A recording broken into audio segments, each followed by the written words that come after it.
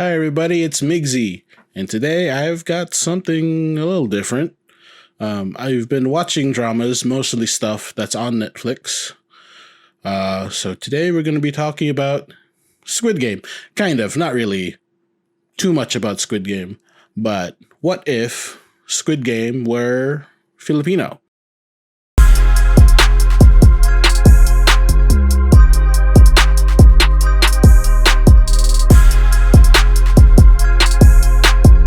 So I asked my friends who are from the Philippines what games would have been played if Squid Game happened in the Philippines. Well, they told me several. I only picked three, and only one I feel really works. But so I had them explain some of the rules, and then I'll just let a video play, and then after that, I'll explain maybe how it could fit into Squid Game. My friends that I've asked are, well, one of them already, Chris, who's done twice videos with me, his sister, and then another friend of ours. And they're from, there's an age gap. Some of the rules had either changed over the years or they just had different disagreements. Because I guess when kids play games, everyone sets up rules. And then, depending on where you are or when you are, the rules are going to be different. So before we begin, let me just introduce my friends. He needs no introduction, but this is Chris. He will be our artist today. We have Yen, who is announcing each game and also helping with the rules. And this is Candy, who's also going to be helping with the rules. Squid Game, it's a Korean show that's on Netflix. It's number one, I believe, still, I think. But if you have not seen it, go watch it first or watch a small video about it somewhere else. Don't watch this one first. Familiarize yourself with Squid Game before I spoil you to death. It's not really going to be filled with spoils anyway. But in case there is something, well, you can't blame me because I told you to watch it first. Squid Game, it's not a show for the weak of heart or stomach. It's pretty gory.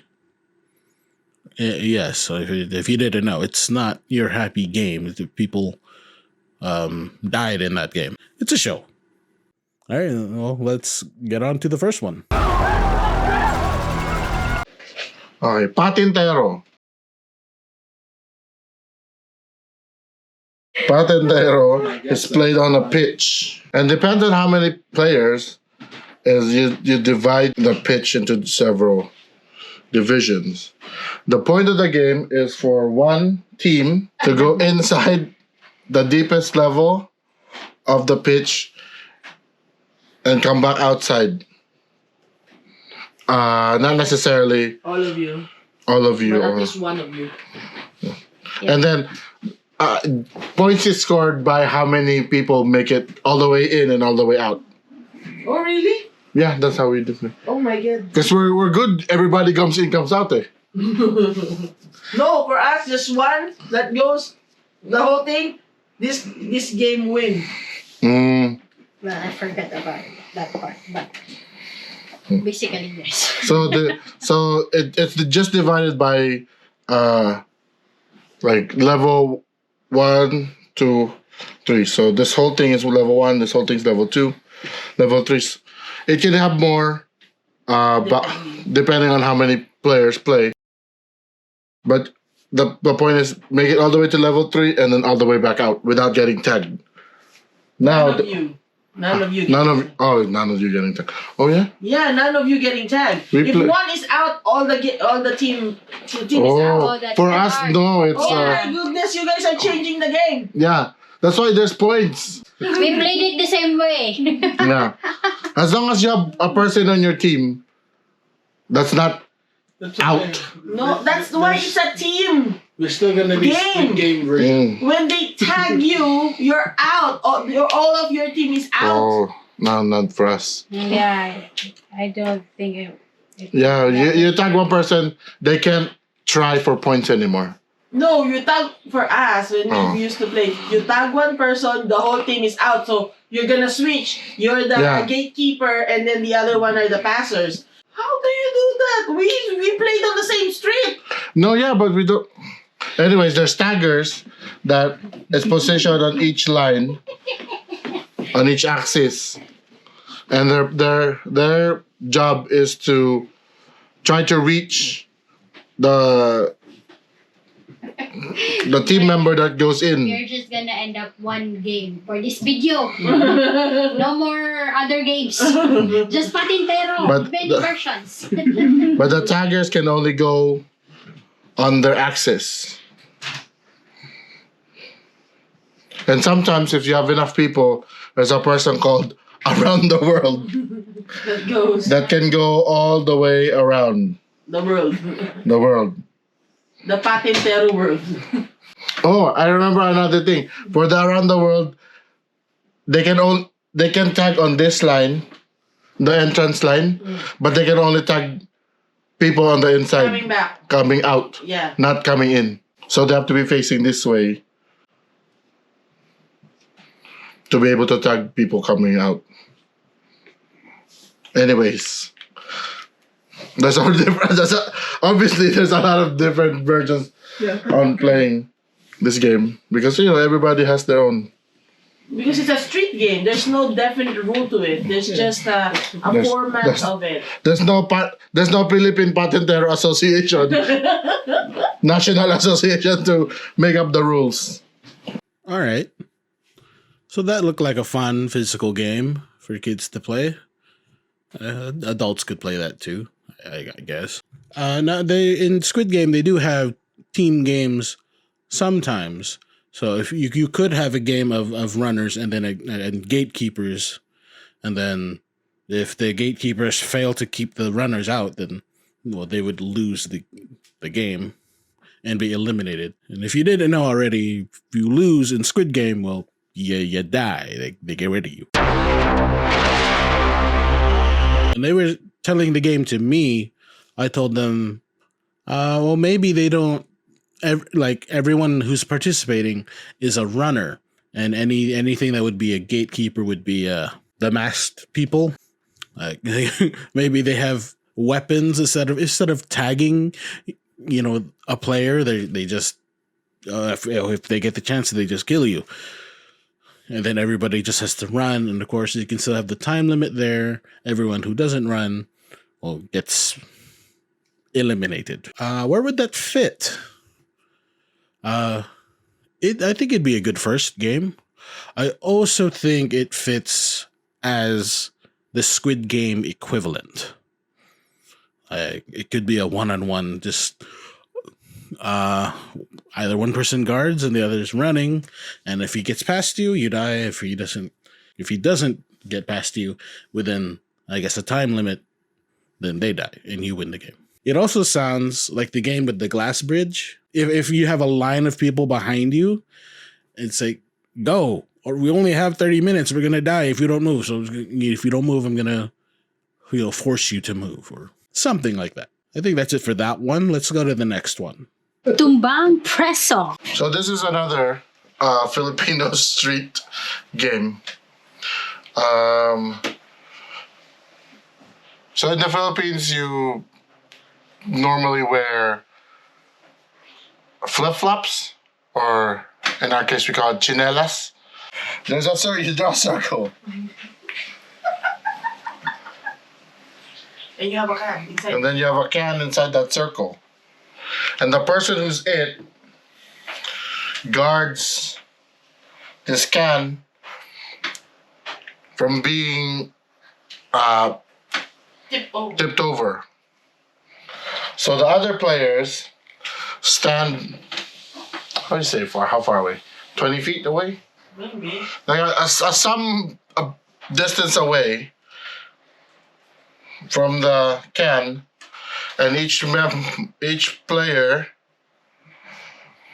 has to throw their chinelas at the can to knock it over.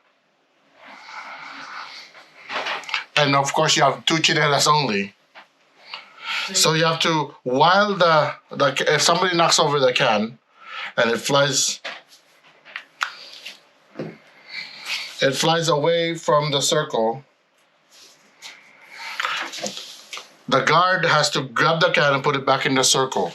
That's your chance to retrieve your chinelas. And that is your chance as a player to run over and get your little chinelas that you threw and be able to run back. So now the guard of the can, when the can is back in the circle, can now tag any players that are not in the starting line, as long as the can is upright. And he also can hoard all the chinelas in the circle so that the other players can't get it back. Now, if he does tag somebody, then that person becomes it. Or you just can't throw anything because you ran out of chinelas. Basically, you're out of the game. You're out of the game. So you better hope somebody hits the can, knocks it out of the circle, and then you run, retrieve your chinelas or whoever, how many ever chinelas there is, and then you have to run back in the line before the guard gets the can back, puts it back in the circle, and chases after you. But you can only do that if he puts the can back standing. But if they put the can back, yeah. Can you get other people's chinelas? Yeah. And then the end is who has the most chinelas? No, it's basically Not being it. not being it. This game can go on forever if you guys are good. Mm-hmm. But then again, the people will be like, "Oh, you guys are too close because you're always hitting the can. Do 5 more feet back, So and then we'll start over." Applying this to Squid Game, you either get your chinelas back or you die. Yeah. Pretty much, yeah. Pretty much get back your chinelas. Yeah. Or dead. Or throw one and then wait for somebody else to knock out the can and retrieve your other chinelas and then pretend playing another one, throwing one. At least you still have one. Yeah. So they can just have a squid guard with a gun. Or something. Or taser, because they still have to catch by foot the guy or the player. Okay, Tumbang Preso. A simpler game. It seems like. It also seems like it could go on forever. At least in Squid Game, they have a timer, right? 30 minutes, 20 minutes, however long they choose for the game to go. Again, if it was in Squid Game, I don't think a guard could be a player. It would have to be either a machine or maybe Squid Game staff. So they play the game. Actually, you know what? What would be, in Squid Game, the uniform is the green track suit with the shoes that they wear. What would the costume be? The uniform. What would the uniform be? Just a t-shirt, shorts, and chinelas? I don't know. Whatever it would be, it would definitely be wearing chinelas. Well, yeah, I guess that's it. They throw the chinelas, knock over the can, and I guess anyone who came back and didn't have chinelas or didn't make it back would just be eliminated then. I think that's all I can say about that one. Let's move on to the next one. Moro Moro, agawang base or base. Quick explanation of this game. It's basically tag, but in teams and with bases. So Team A's base would be on one end of the street, the field, or wherever. Or coconut tree. opposite, or coconut. It can be anything. It could be a tree. Yeah. It could be a tree. It could be somebody's gate. Uh-huh. You know, a lamppost. A shrub. Okay, so it's played with teams. So for this example, let's have 5 players on each team. No, where's this orange always? The objective of the game is to, for one of the players to physically touch the base of the opposing team. Let's say you're out. Then what do you call this? Well, You're It's a prisoner of game. no, I know, pero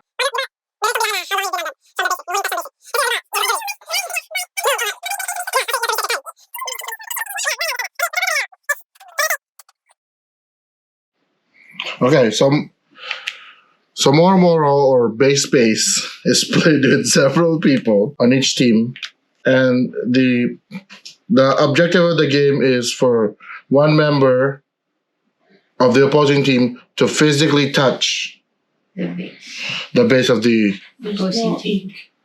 opposing team. You don't have to make it back, right? Just as long as you touch it, doesn't matter.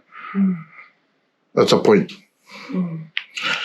And then you also, when you go out to try to tag the opponent's base, a member of the opposing team can tag you and make you prisoner to bring back to their base, which, if they tag enough people, forms a human chain of prisoners who you can then be as a contact point to score a point and also release the prisoners. So, was that enough explanation? And then you just go back and forth playing this weird tag game. Until you get tired. Until you get tired or your mom calls you home. Yeah, because it's dinner time. Because it's dinner time. Or it's already 6 o'clock. You cannot play this in the All right, that's basically tag. A few rules, I guess. So if you become a prisoner, and then if there's enough prisoners, you form a chain of prisoners, and if you don't tag them out, well, there goes your team. You know, that would be a decent team game, you know, that could fit into Squid Game. Maybe. I guess I could replace the whole tug of war, but then I don't know, tug of war is a pretty good game. Because it was really intense, because whoever got pulled off the platform, well, they didn't make it. Okay. Well, that's it. That's all I got. Actually, there is a little bit more, but the games are just seemed a little too complicated. I have a list here of the other games they had mentioned to me. Langit Lupa, which was basically the floor is lava, of course with other rules. Dr. Quack Quack or Dr. Lawai. Chris mentioned kite fighting, and you know, internet cafe is a big thing in the Philippines, or at least it was when my friend was a kid, playing Counter-Strike or whatever game you could play at an internet cafe. You know, it does existed so that anyone could play, and they could play in large parties too. Okay, well, if there's any game here that I mentioned that doesn't really fit, or if there's a game that we just didn't mention at all, if you know of any. Of course, I would only apply to people who lived in the Philippines. And it doesn't matter. It just had to be just Filipino. I mean, that's what this video was about. But, what country are you from? What game would have been played if Squid Game was in your country? Squid Game, it's not your typical Korean drama. Most of them I've seen are romantic, like slice of life kind of stories. But they've got action and mystery and other things. Should check those out. I usually watch the romantic slice of life kind of stuff. But there's other supernatural shows that is appealing, at least to friends of mine. Uncanny Counter is there. Really good show. Kind of scary. Depends on your level of tolerance for scary things. I mean, for me, it's not scary at all. Right now, I'm watching Hometown Cha Cha Cha. Which is, very heavy on the romance, I guess. I mean, the show's not done yet. Probably going to be done by next week, or actually, I don't even know how long it's going to be. The normal length of these things is about 16 episodes. But some are longer. Like Vincenzo, that was 20 something or 20 episodes. I'm also watching Hotel de Luna. I know that's an older show, about 2 years ago it came out. But I'm watching it because of IU.